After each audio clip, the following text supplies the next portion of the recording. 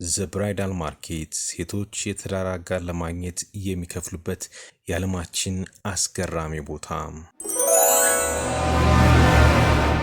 እዚህ ወጣት ወንዶች ሴቶችን ለማማለል ረብጣ ብሮችን ማፍሰስ፣ በውድ ስጦታዎች የታጀቡ የደጅ መጥናት ቀናትን ማሳለፍ አይጠበቅባቸውም። ይልቁንም በብራይዳል ገበያ ሴቶች ወንዶችን ለማግኘት ታጥበውና ታጥነው በባህላዊ አልባሳት አጊጠው ይጠብቃሉ እንጂ።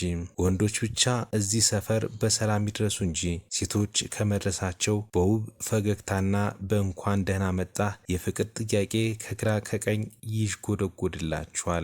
የቀዩ ሴቶች በፍቅር የመጣውን ለማስተናገድ ከላይ ታች ሽር ጉድ ሲሉ መመልከት በዚህ የሰርክ ተግባር ነው። ምንም አይነት ይምጣ ጠጋ ብለው የእድላቸውን ይሞክራሉ። ይህ በሊዮ የሚገኝ ትልቁ የሙሽራ ገበያ ሲሆን ሴቶች ምንም አይነት ጥሎሽም ቤትም ይሁን መኪና ከወንዶች አይጠብቁም፣ ይልቁንስ ባል ብቻ እንጂ። በዚህ ገበያ በርከት ያሉ ልጃገረዶች ውሃ አጣጫቸውን ለማግኘት ከላይ ታች ቢባዝኑም በስኬት መመለስ ግን እጅጉን ከባድ ነው። በአካባቢው በየሁለት ቀኑ ሴቶች የማግባት እድላቸውን ለማፋጠን እንዲረዳ የሙሽራ ገበያ ይካሄዳል። እኚህ ሴቶች ትዳር ፍለጋ በጣም በጥንቃቄ ለብሰው ተውበው ወደ ገበያ ወጥተዋል። እንዳለመታደል ሆኖ ግን በዚህ 2 ዓመት ውስጥ አጎራባች ከሆኑ መንደሮች የመጡ ወንዶች በጉልበት ሊወስዷቸው ሞክረው ነበር። እንዲህ የሚያደርጉት አብዛኞቹ ወንዶች ቤተሰብ የመሰረቱ ናቸው። ምንም እንኳን ልጃገረዶቹ በጣም ቆንጆና አማላይ ቢሆንም ከጉዳይ የሚጥፋቸው መልካም የትዳር አጋር ማግኘት ግን ከባድ ሆኖባቸዋል።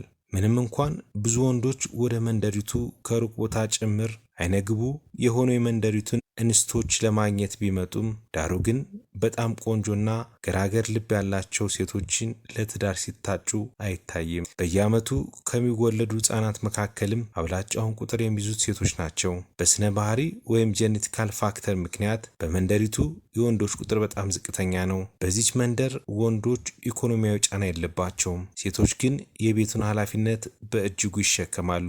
እንደ ሌሎቹ ክፍለ ዓለማት ለሴቶች ጥሎሽ ነገር ብሎማ ከቶውን አይታሰብም። አንድ ወንድ ሴቷን ከወደዳት ወደ ቤቱ ለመውሰድ ምንም ውጣ ውረድ የለበትም። ሴቷም የወደፊት ባሏን በሙሉ ፍቃድና በሙሉ ልብ ተከትላ ትሄዳለች።